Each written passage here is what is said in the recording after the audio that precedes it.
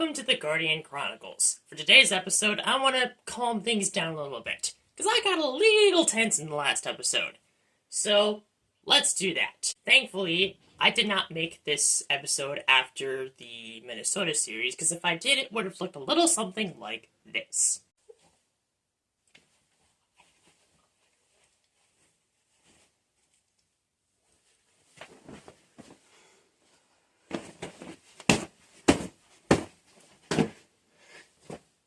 That gets rather old if it hasn't gotten old for you guys already. So, let's change the pace a little bit. Let's change the tone a little bit. What's a term that I use to describe positive things? Oh yeah, that's right. Cool and fun. Like José Ramirez at the plate.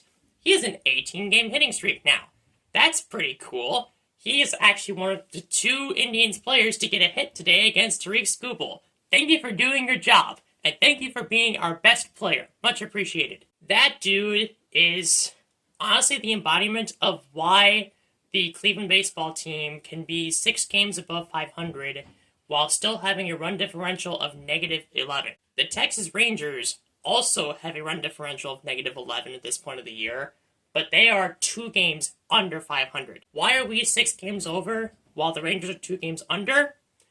José Ramirez is a big reason why. Not only does he hit, not only does he try his best every game, and not only does he steal bases, he is a warrior when it comes to base running, period. Base running doesn't just involve stolen bases, it involves attention to detail, which José Ramirez has. It's great. It's honestly one of the main reasons why we were able to beat the Tigers yesterday in that 10-inning epic, which is really great. So thank you, Jose, for your contributions.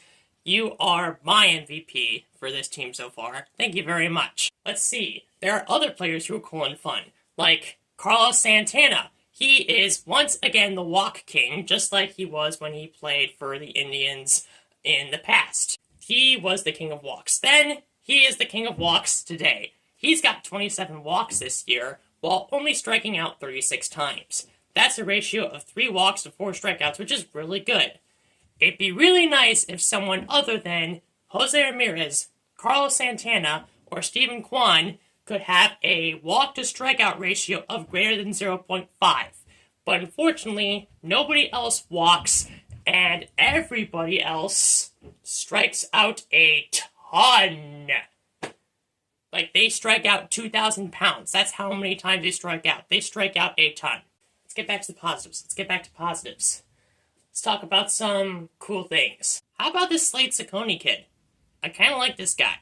We're going to need him to be good since Ben Lively is unfortunately going under the knife through Tommy John surgery. He's getting Tommy John surgery, which will put him out for the rest of this year and probably all of 2026 also. I wish him the best in his recovery. We're going to need a good replacement for him, and with Cecconi we might have found that. I kind of like this guy. I hope he keeps it up. You have to remember, with where this team is at, we're 29-23. We have to remember that even though the team's stats look mediocre, the record still is what it is, and ultimately you are what your record indicates. There are a lot of stats created by very intelligent people that try to determine whether a team is better or worse than its record, and it's worth it to look at those stats. It's a pretty good indicator of who's going to do well in the playoffs and who isn't. But ultimately, when it comes to winning and losing games, at least in the regular season, you are what your record is. And the record for Cleveland is 29-23, which is still somehow tied for the 3rd best record in the American League. We are now 4 games behind the Tigers. The Twins are now tied with us in the division, and the Royals are back to being behind us. At least for now, we haven't been consumed by the AL Central monstrosity. I'm feeling decently good, and if you're a Tribe fan, so should you. It's time to close this episode of the Guardian Chronicles. Tune in next time when, hopefully, José Ramirez can extend his hitting streak to potentially even 30 games.